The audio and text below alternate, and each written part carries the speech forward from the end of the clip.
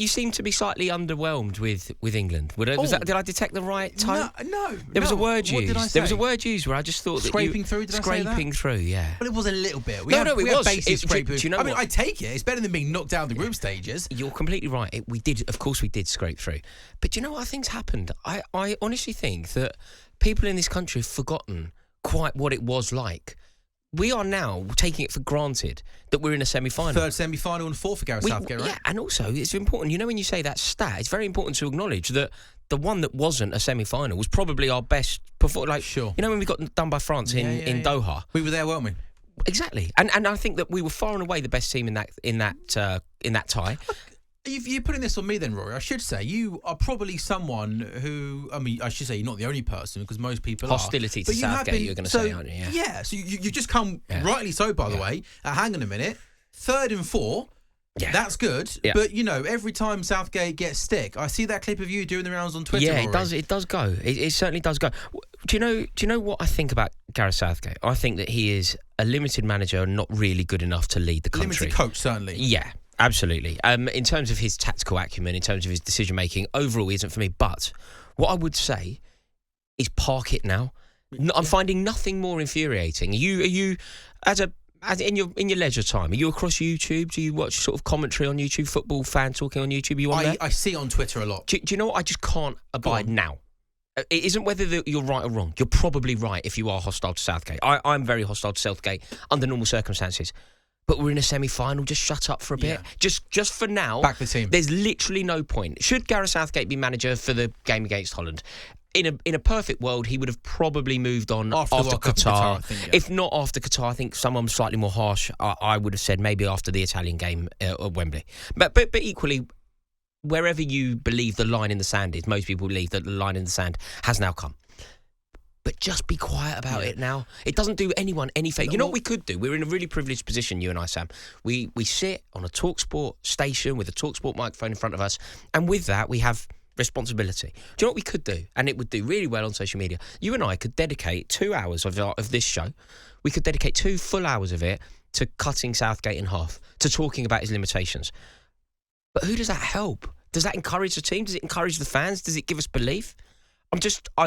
I don't think Southgate should be England manager, but he is England manager. So for now, 2 games, just totally get behind him. That's why I was very critical, Rory. I remember being on the breakfast show on talkSPORT. I think the morning after the game, I lose track of games. It was the Denmark game when stuff got thrown at Southgate, wasn't it? Yeah, that was bad. The 1-1 game. That I have to say, Rory, I am absolutely, and I was 100% against that. Because you're right, it was a bad performance. We know it was a bad performance, but surely in that moment, when a team has just played badly, the last thing they need are supporters booing and supporters. Now, I know you're a match-going fan. You go and watch your team, so I don't know if you're a booer or not. I'm a big booer. But you're a big. I'm a big booer. But I thought that, Rory, throwing something at the manager, no matter how bad you might think his tactics are, I was very, very much against that, Rory. Yeah. Do you know what's happened to me? I think I went to the game in Gelsenkirchen, the game against Slovakia, the last-minute Jude Bellingham bicycle kick. I was at that game.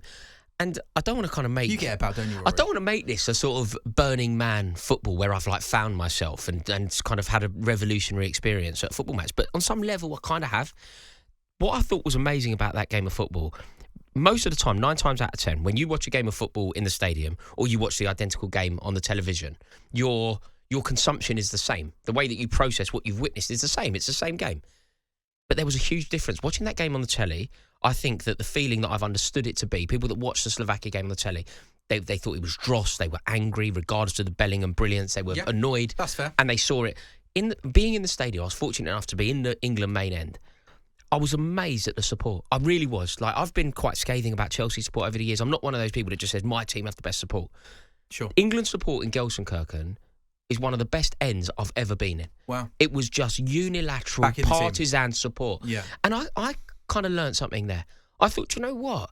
This is brilliant. And rightly or wrongly, my belief is that fans in a stadium affect the result on the pitch. 100% agree with you. I truly believe that England fans... It's all very well giving the praise to Jude Bellingham, and he deserves 99% of it. 1% belongs to the England fans who were just diligent. Yeah. So I've adopted that policy now.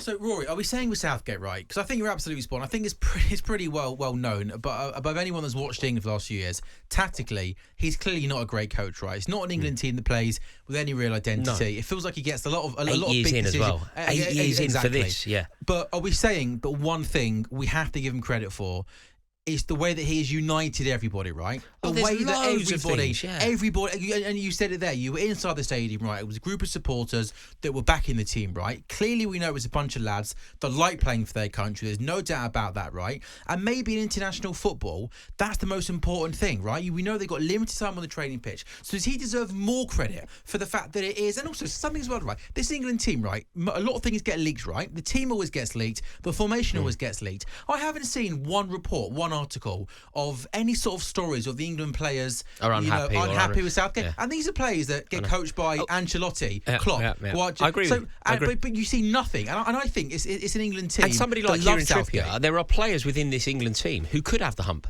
Like Kieran Trippier has been asked to play time and again in a very unfamiliar position to him, a position where he's not a very good footballer. But he's done the job. He hasn't moaned. He's been professional. And that could be mirrored by anybody who's coming to the team. The question, though, I reckon that's important for us to get to the bottom of here. Let me ask your opinions on this. Does playing well matter? Does entertaining you as a consumer of football, a fan of football, does it matter? Is it relevant for us to have an identity? You know the word you use there, identity. Yeah. Does Southgate have a philosophy? Yeah. This isn't a 38-game Premier League season. No.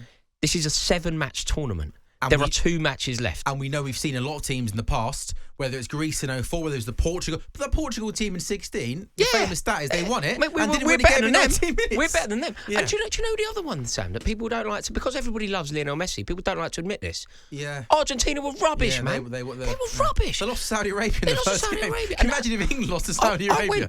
I went in the groups, they played, Lionel Messi missed a penalty, Poland, like they were rubbish. They were both rubbish. So ultimately... Who cares? Does it matter to you? Like, okay, Southgate hasn't put an identity in. Who cares we're in the semi-final? Southgate hasn't got an ideology. Who cares we're in the semi-final? Harry Kane's not firing. Who cares we're in the semi-final? If this continues, if this luck or whatever it is, finding a way, being a football team that's lucky is kind of better than being good. There's a quote about that. Somebody more articulate than me. You'd rather be lucky than good, wouldn't you? The other thing is, they and I'll find a way. You said it there in the preamble before we started talking. You said preamble. That's a world-class, highly paid written opener by one of our production team. I mean, he just called that preamble. I mean, it was excellent work, man. Come on. Preamble's not. Is it preamble derogatory? That was. I don't know. Is preamble derogatory? I'm going to Google the definition of preamble while you tell me. Well, if preamble comes with negative connotations, Debo, I apologise to you. I thought it was beautifully written. It was up there with Keats and Wordsworth. But don't take the mic now. Come on. In that opener that was so perfectly delivered and written, what you said, which I think was interesting, was we basically find a way. Like it's about. It's true, right? We have 2 things. We have heart and we have individual brilliance. Is that enough to win your tournament? I'm inclined to say it is, Sam. Rory, with everything then you've just said, should Gareth Southgate not remain manager then after this tournament? Why get rid of him? If you're saying 3 semis and 4, it's an England team that love playing for him, it's an England team that go over the line.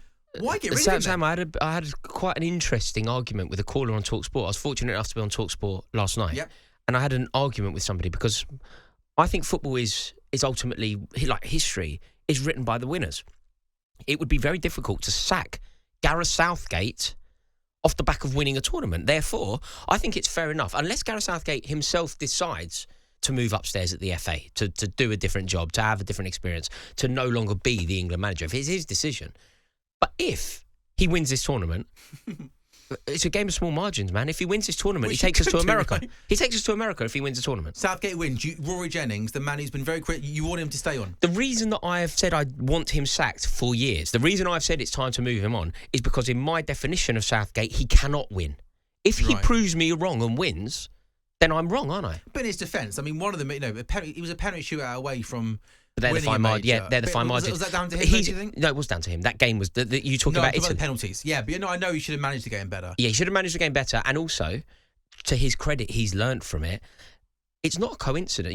We can deride Gareth Southgate for many things, and we do, right? Everyone does. But we enough have to give him some credit. You're scoring 5 out of 5. In the penalties, yeah. Gareth 5 out of Southgate 5. deserves a lot of credit for And that. they rule great penalties, by the way. 5 out of 5 in a penalty shootout isn't a coincidence. No. It's managerial excellence. And do you know, there was an article, I think it was in the Times, where Martin Samuel spoke about this. They mimic as much as you can mimic a penalty that means the world, right? In training, as much as it can be done, they do that in training. So they have it. It isn't a question of, right, who fancies a penalty? Yeah. It isn't a question of, you know, the way Lampard and Gerrard and Scholes would have been training. Be like, right, let's fire a few penalties, lads. It isn't that. It's you do the walk. They do the walk from the halfway line. This is in training. Yeah. They do the walk from the halfway line. They increase the element of jeopardy. They make sure that it's a serious event, and from that comes the brilliance that we saw. Like we can talk about Southgate in a very negative way, and like I said, we could dedicate a show to it. But if you want to be honest, we also have to say England scoring 5 out of 5 penalties, Tony, Saka, whatever, Cole Palmer, you get the credit. But a lot of that credit belongs to Gareth Southgate as well. It's 3:15 on talkSPORT. So, you know, Rory, quick break. We're going to carry on this England chat, though, after. I want to talk to you about the team that he put out, what you liked about it, maybe what you didn't like about it.